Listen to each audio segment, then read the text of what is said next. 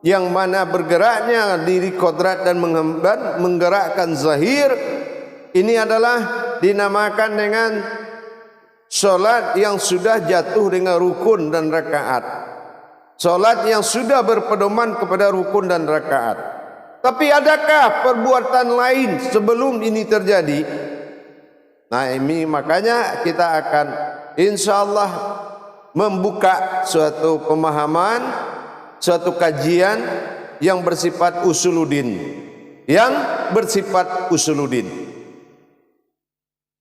Pertama, terjadinya satu titik wujud dan tempat. Ini sudah menandakan ada ikatan. Sampai dia maujud dan terjadi sampai tingkat zahir dan batin, itu adalah perubahan dari makom solat. Makanya dikatakan, pertama adanya wujud, semua tidak ada di kala itu, melainkan temannya ada dengan tiada.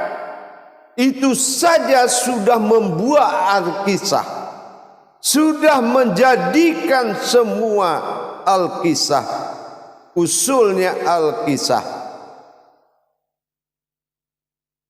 Ada, tiada.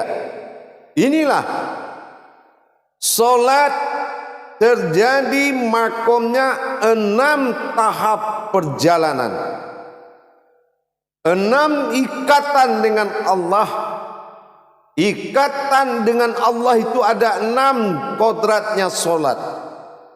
Bukan waktu solat, kodrat solat ini dari awal adanya Allah sampai berbuat rukun dan rakaat, itu terjadi 6 kodrat. Yang pertama yang terjadi antara wujud dengan maujud, sudah berjalan suatu kejadian 6.000 tahun, sudah muncul solat yang dinamakan doim. Jadi tidak ada yang berjalan atau terjadi hubungan tanpa namanya solat. Hanya dari titik dengan kosong itu sudah memiliki sejarah, sudah memiliki jabariyah. Usul pertama itu pun sudah terjadi doim, atau dikatakan dengan solat doim. Karena tetap ada satu yang jadi dan satu yang dijadikan. Ini sudah berlaku solat bernama doim, tapi belum memakai rukun dan rakaat, belum memakai hakikat dan ma'rifat. Dan yang ada di kala itu apa? Ada satu rasa dalam satu wujud. Hanya ada satu rasa dalam satu wujud. Nah, inilah sihir usir. Itu pun si wujud dan rasa tadi sudah saling membuat suatu perjalanan penentuan dalam masa la ta'yun, dalam masa kesendirian. Dia sudah berbicara dengan kekosongannya. Ini sudah terjadi kodrat yang mana rasa dengan yang merasakan, maka dikatakan aku adalah rasa dan aku yang merasakan. Ini kodrat baru sebatas seperti itu, dan hubungan itu sudah doim, sudah sholatul doim. Kalau ada wujud mengatakan aku adalah rasa, aku adalah yang merasakan, berarti sudah bekerja rasa menjadikan yang merasakan, tapi belum berbentuk maujud. Itu solat yang pertama. Yang kedua, hakikat solat yang kedua adalah disebut dengan solat mutlak. Apa yang dikatakan mutlak? Pengakuan keakuannya Allah terhadap dirinya sendiri.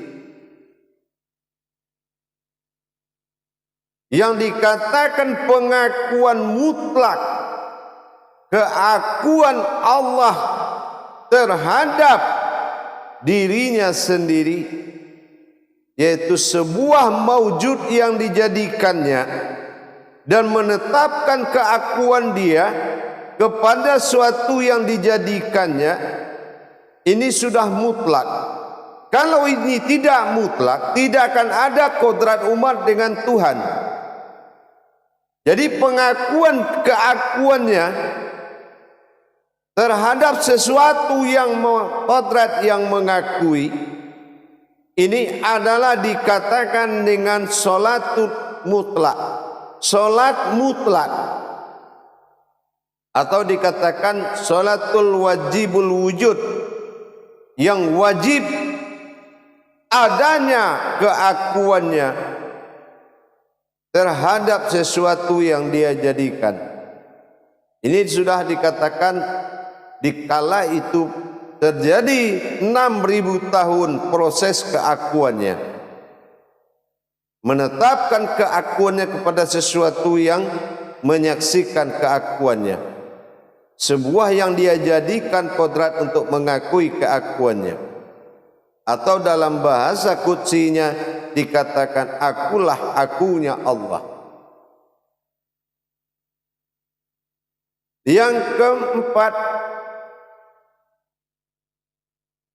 yang ketiga adalah salat yang harus diperhatikan yang bernama husto.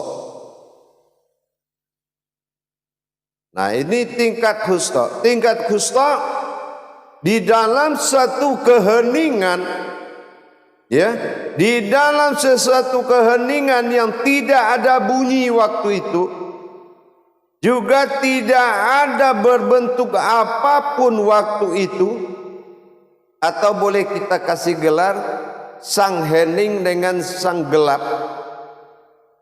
Tapi hening berupa wujud, gelap juga berupa wujud.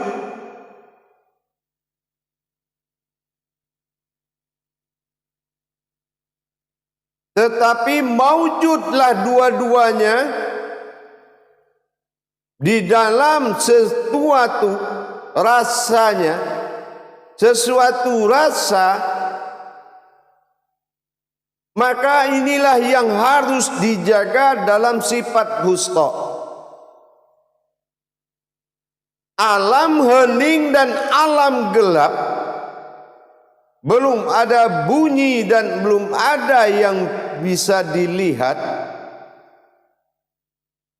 itu juga sudah menyatakan ketuhanannya selama di proses 6 tahun di masa itu,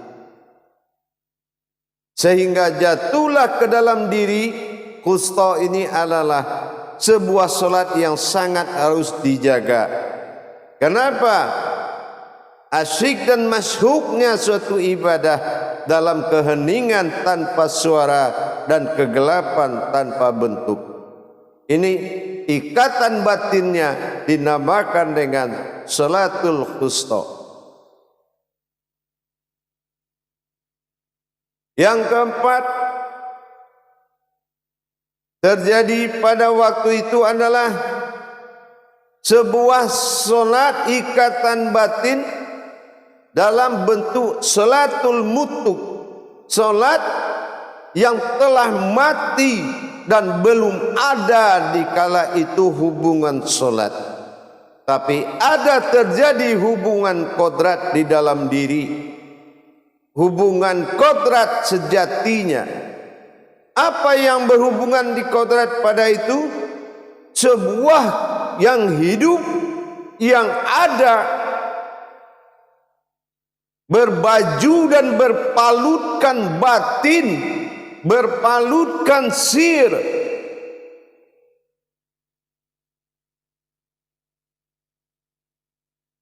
Antara gerak dan yang digerakkan, antara sir yang menggerakkan batin, itu hubungannya dikatakan sifat solaha, itu hubungan kekuatan. Ini disebut dengan solat di alam mutu, alam mati. Salatul mutu, salat yang belum ada kecuali mati yang ada. Salat belum wujud waktu itu. Tetapi ikatan antara gerak dengan yang menggerakkan 6.000 masa tahun sudah menjadikan hubungan salat. Yang menggerakkan bersifat Tuhan, yang digerakkan bersifat umat atau hamba.